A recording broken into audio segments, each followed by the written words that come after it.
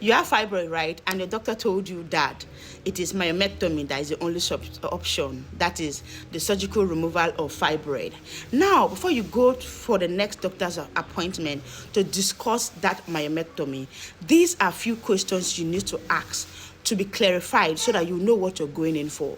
First question you will ask him is, sir, is there any other option aside the myomectomy? If he said no, then you ask him, what type of fibroid do I have? What is the size of the fibroid? That way he has clarified you what the fibroid is and the type you're having. Then the second question you're asking him is, what type of myomectomy am I going for? Is it laparoscopic or is it abdominal or the open myomectomy? The third question you'll be asking him is, how long you'll be staying in the hospital? Yes.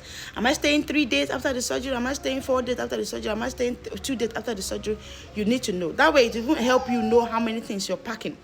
Number 4 question you're asking him is, especially if you're trying to get pregnant, what are the chances of me getting pregnant after this surgery?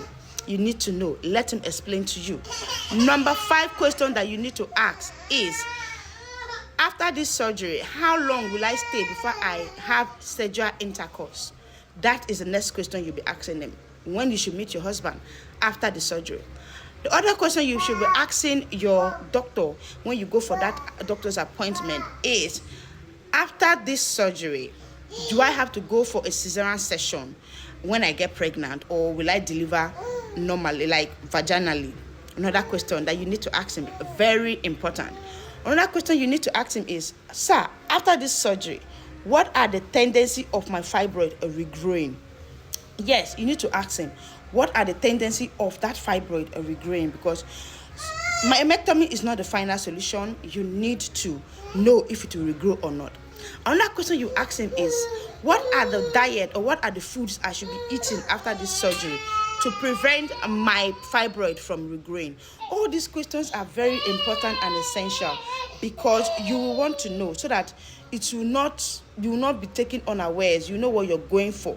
All right. So when you go for that appointment, please write down all these questions and ask your doctor.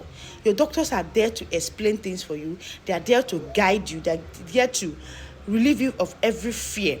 Then the last and the final question you will ask your doctor before you leave that doctor's appointment room: what are the complications of this surgery I am going for? Very, very important.